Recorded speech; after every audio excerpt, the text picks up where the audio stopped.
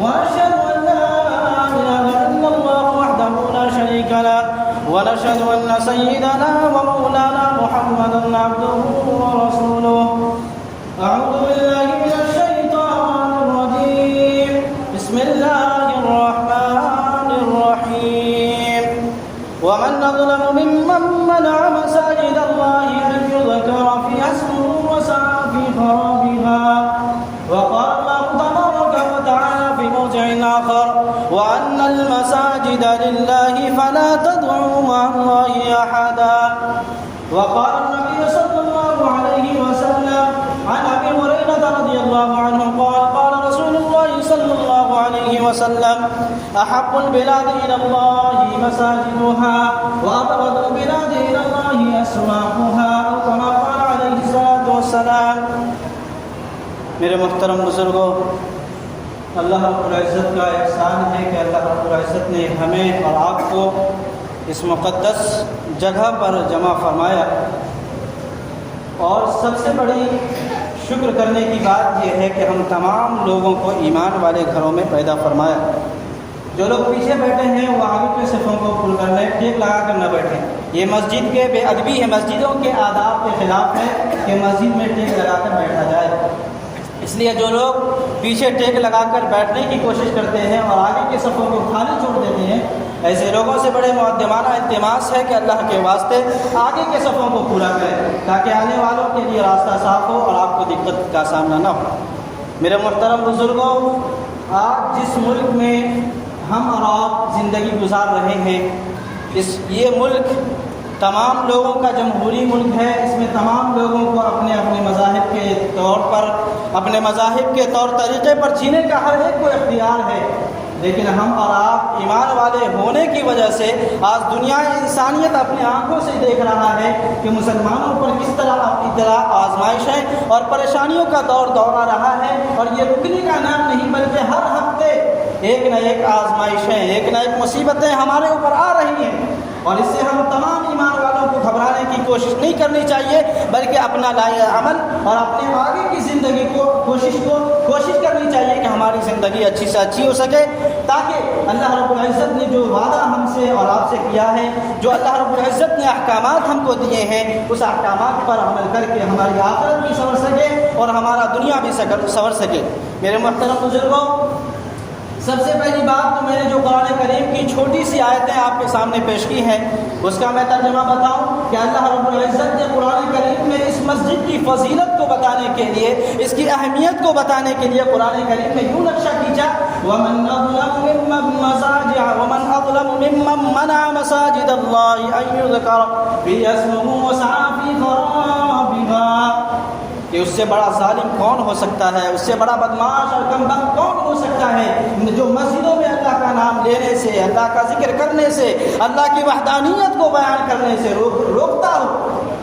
اور اس کو ویران کرنے کی کوششیں کرتا ہو، اس کو برباد کرنے کی اور اس کو نیست و نابود کرنے کی کوشش کرتا ہو. اس سے بڑا ظالم کون ہو سکتا ہے دنیا کے اندر؟ یہ میں نہیں، یہ کسی انسان کا نہیں، بلکہ اللہ رب العزت کہہ رہا ہے. آج ہمارے ملک کے حالات دیکھیں.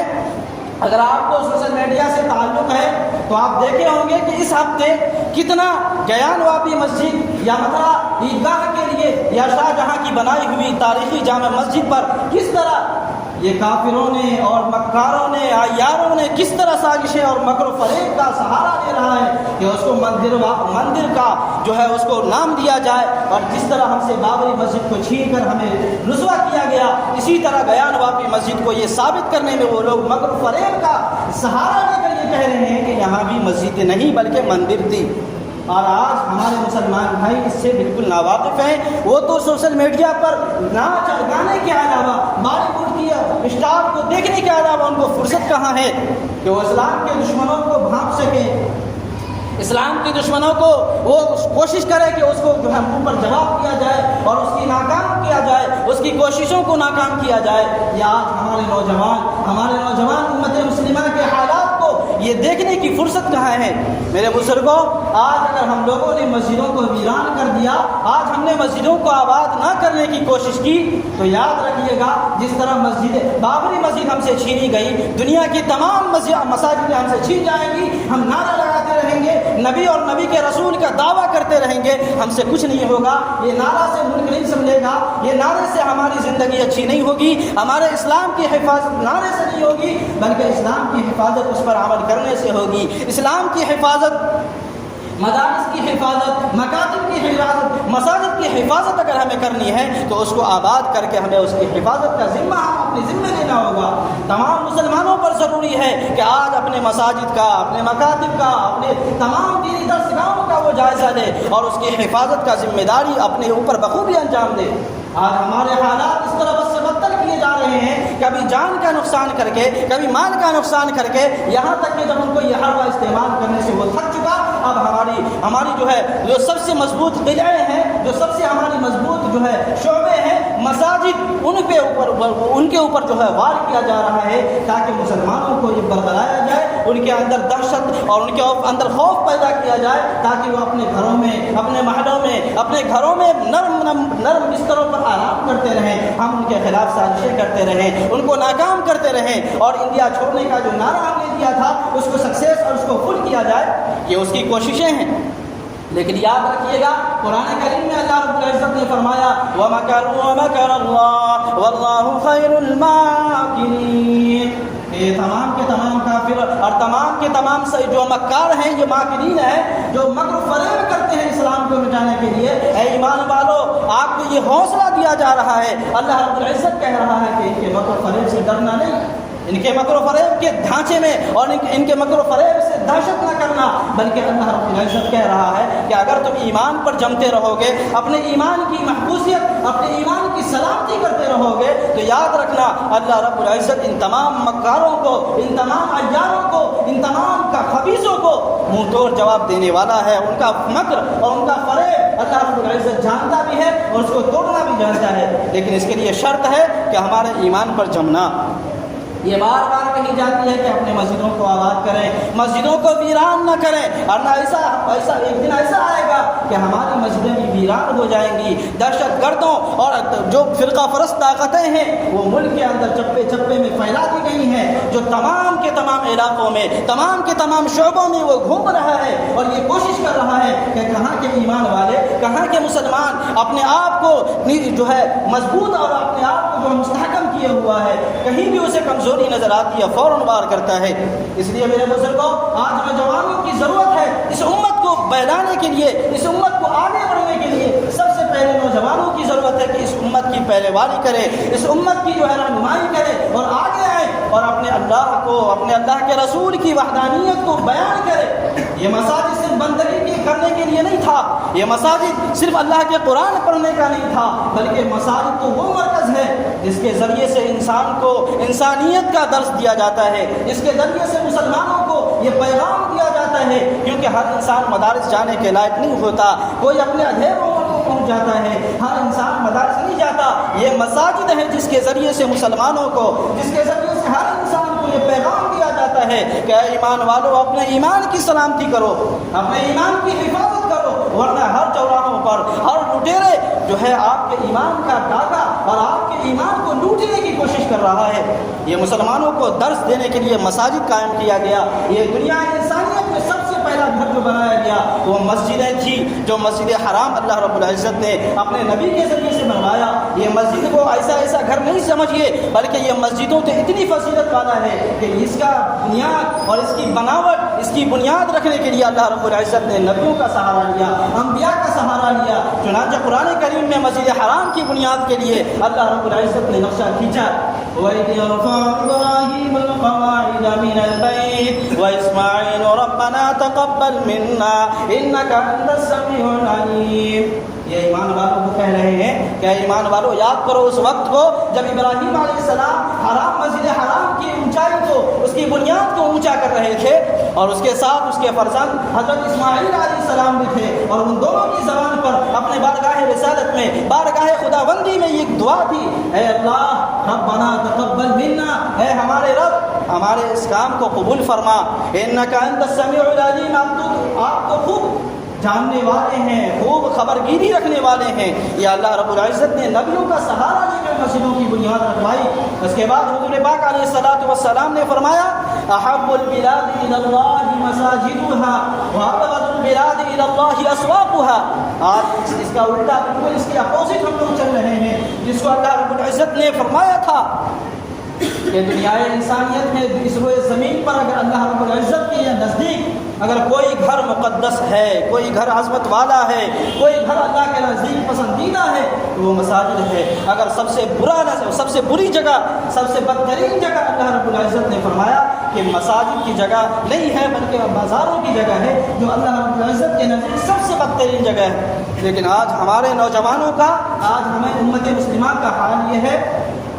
کہ مسجدوں سے صدا آ رہی ہے اللہ اکبر اللہ اکبر، اللہ سب سے بڑا ہے، اللہ کی عبادت کرنے کے لیے چلو اے مسلمانوں۔ لیکن آج ہمارے گھروں کو آباد کر رہے ہیں، ہم ہوٹلوں کو آباد کر رہے ہیں، ہم جس کے بارے میں اللہ کے نبی نے فرمایا تھا کہ ابغض البلاد الی اللہ اسواقها، کہ سب سے بدترین جگہ مساجد کی جگہ نہیں ہے بلکہ بازاروں کی جگہ ہے۔ آج ہم نے مسجدوں کو ویران کر کے بازاروں کو آباد کر رہے ہیں۔ حی علی الصلاۃ کی ندا آتی نہیں، حی علی الفلاح کی ندا آتی نہیں۔ ہم مساجد کو چھوڑ کر ہوٹلوں کو آباد کر رہے ہیں، ہم مساجد کو چھوڑ کر نرم نرم بستروں پر گپے اور شپے مار رہے ہیں۔ یہ کون سا ایمان کا جائزہ، یہ کون سی ایمان ہمیں للکارنے پر مجبور نہیں ہوا تو اور کیا ہوا؟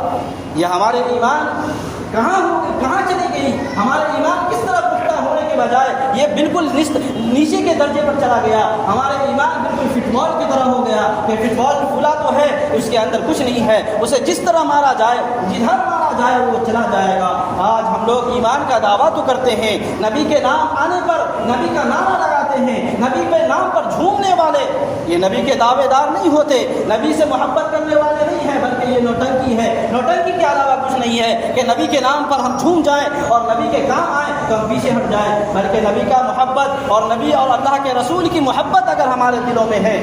تو نبی نے فرمایا تھا کہ مسجدوں کو آباد کرو، مسجدوں کے پر رونق بناؤ۔ جس طرح ہم زمین والوں کو ستارے چمکتے دمکتے نظر آتے ہیں، اللہ کے نبی نے فرمایا کہ اس زمین میں تمام بسنے والے مکانات اللہ رب العزت کے آسمان والوں کو اسی طرح جب سب سے چمکتی اور دمکتی جگہ جو نظر آتی ہے وہ مساجد ہوتی ہے۔ یہ آسمان والوں کو چمکتی دمکتی نظر آ رہی ہے، لیکن ہم مسلمانوں کو یہ سب سے بری جگہ اور سب سے کم جگہ، سب سے خطرناک جگہ نظر آ رہی ہے، تاکہ ہم نماز چھوڑ کر اپنے گھروں کو آباد کر رہے ہیں۔ میرے بزرگوں، کہنے کی بات یہ ہے کہ آج اگر متھرا بیان واقعی مسجدوں پر حملہ ہوا، اس کے لیے مسلم پرسنل لا بورڈ یا کسی بھی تنظیم نے اس کے خلاف مورچہ اٹھایا اور اپنے عدالتوں پر تو کیا بھروسہ، ہم دیکھ چکے ہیں کہ بابری مسجد کے خلاف کیا فیصلہ آیا تھا۔ میرے بزرگوں، عدالتوں پر آپ فیصلہ کا انتظار نہیں کرنا ہے، بلکہ ایمان کی سلامتی کے لیے اپنے مسجدوں کو آباد کرنا ہے، تاکہ کسی عدالت کا چکر نہ کاٹنا پڑے، تاکہ کسی مسجد کو ویران ہونے سے بچا سکیں۔ میرے بزرگوں،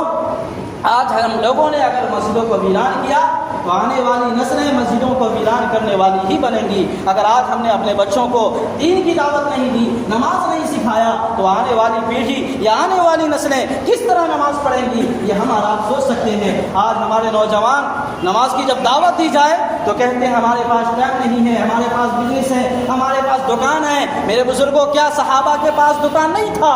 کیا نبیوں کے پاس دکان نہیں تھا؟ کیا ان لوگوں نے تجارت نہیں کیا تھا؟ میرے بزرگوں، یہ کہنے کی باتیں ہیں، یہ شیطانوں کے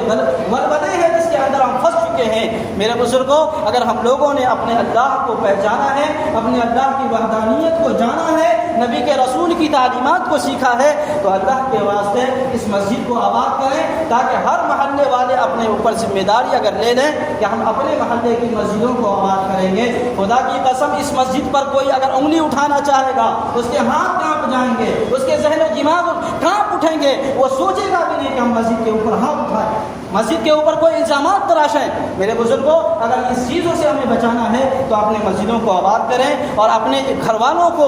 اپنے بچوں کو، اپنے اہل و عیال کو، اپنے قرب و جوار کو، تمام لوگوں کو ایمان کی دعوت دیں۔ اور جو مسجد میں ہم پیغام سنتے ہیں، مسجدوں میں جو ہے اللہ کے رسول کی باتیں سنتے ہیں، وہ گھروں میں جا کر تعلیم دیں اور بتائیں کہ مسلمانوں کے خلاف آج ہمارے دنیا میں کیا ہو رہا۔ اگر ہم عورتوں کو بھی اس سے بھیجا اور باخبر کرتے رہیں گے تو خدا کی قسم ایک وہ دن آئے گا کہ جب ہمارے اوپر کوئی پریشانیاں آئیں گی تو یہی وہ عورتیں ہوں گی، یہی وہ بچے ہوں گے، یہی وہ مرد ہوں گے جو ہمارے ایمان کی بھی اور ہمارے جان کی بھی سلامتی کا ذریعہ بنیں گے۔ میرے بزرگوں، کہنے کا وقت تو بہت، کہنے کی باتیں تو بہت ہوتی ہیں، وقت نہیں ہے۔ اللہ رب العزت سے دعا کریں، انشاءاللہ اگر آئندہ وقت ملا دوبارہ اس پر گفتگو کی جائے گی۔ اللہ رب العزت سے دعا ہے کہ اللہ رب العزت ہم تمام امت مسلمہ کو مساجد کی، مکاتب کی اور مدارس کی اور دینی درسگاہوں کی حفاظت کرنے کی ذریعہ بنائے، اور اللہ رب العزت ہم تمام لوگوں کو نماز پنجگانہ کی توفیق عطا فرمائے۔